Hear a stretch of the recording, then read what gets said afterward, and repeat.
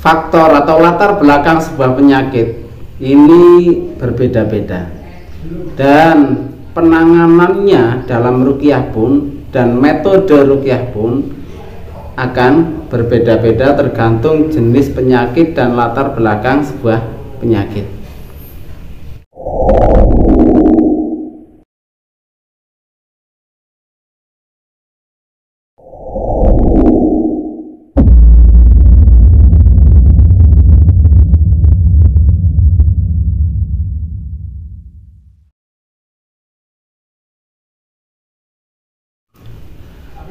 Assalamualaikum warahmatullahi wabarakatuh. Alhamdulillahirabbil alamin, wassalatu wassalamu ala asrofil anbiya'i wal mursalin, sayyidina wa maulana Muhammadin wa ala alihi wa sahbihi ajma'in, amma ba'du.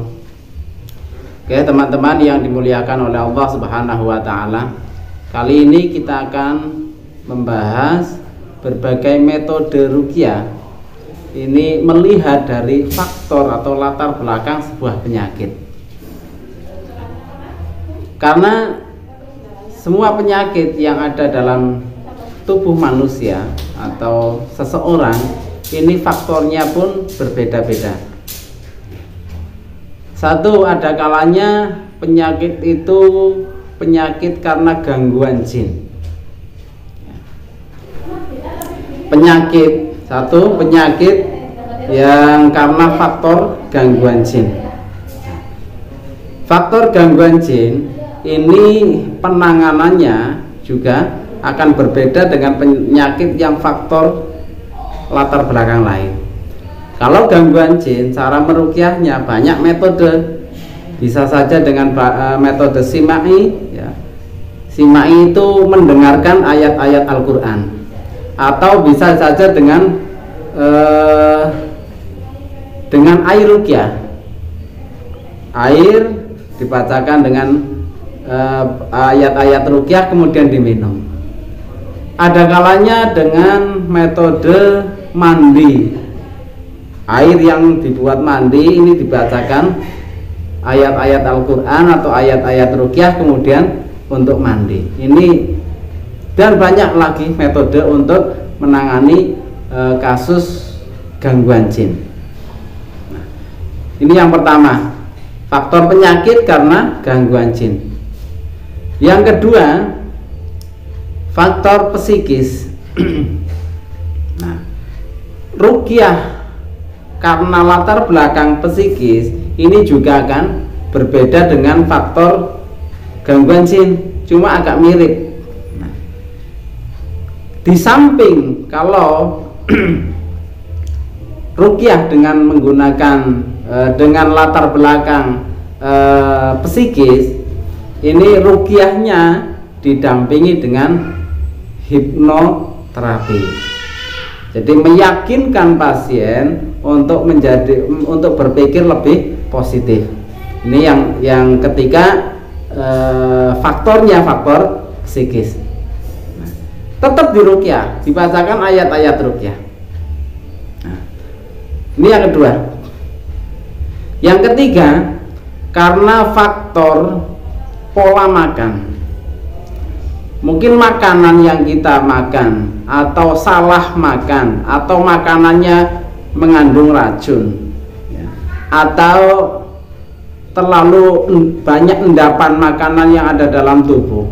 Ini cara penanganannya juga berbeda.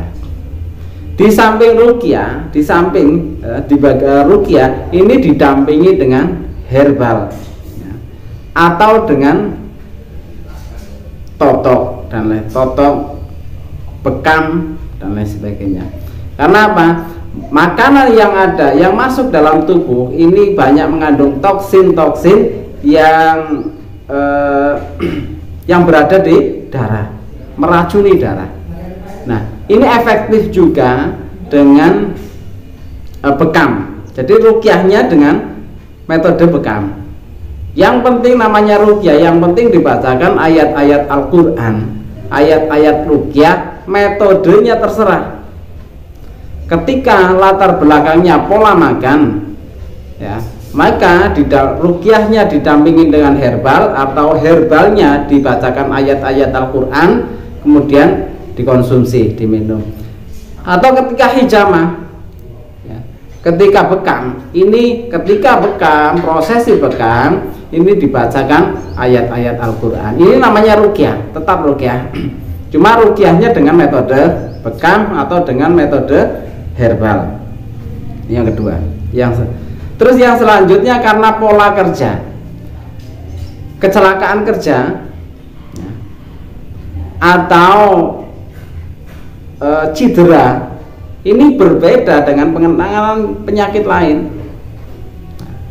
Nah, bagaimana ruqyahnya? Tetap ruqyah tapi dengan menggunakan metode pijit, ya. Bisa dipijit, diurut, ditotok, dan penyembuhan lain, dan metode-metode lain. Tapi tetap, ya, itu namanya ruqyah selama dibacakan ayat-ayat Al-Quran atau sholawat atau doa-doa dari Nabi atau dari ulama. Nah, jadi anggapan kita ketika ruqyah itu kesurupan, ruqyah itu muntah, ini tidak benar. Yang benar adalah namanya ruqyah adalah pengobatan dengan menggunakan ayat-ayat Al-Quran atau sholawat atau doa-doa dari Nabi atau asma-asma Allah dibacakan untuk pengobatan. Jadi harus diluruskan apapun metode. Misalnya, apakah ada pertanyaan? Misalnya, apakah tidak boleh minum obat? Boleh. Obat dari dokter pun ini bisa menjadi pendamping ruqyah selama ketika mengkonsumsi obat ini dibacakan ayat-ayat Al-Quran. Jadi metode apapun selama dibacakan ayat-ayat Al-Quran, dibacakan ayat-ayat ruqyah, inilah ruqyah untuk pengobatan. Jadi ketika kita berobat ke dokter terus dikasih resep obat, maka sebelum konsumsi obatnya tetap saya harapkan, saya himbau tetap dibacakan ayat-ayat ruqyah. Ini menambah keberkahan, mempercepat kesembuhan penyakit kita. Ini yang perlu saya sampaikan dalam pertemuan kali ini. Mudah-mudahan sedikit ada manfaatnya. Sekali lagi, ruqyah itu sederhana, siapapun itu bisa meruqyah selama seorang itu mau mempelajari. Terima kasih. Wallahu muwaffiq ila aqwamit thoriq. Wassalamualaikum warahmatullahi wabarakatuh.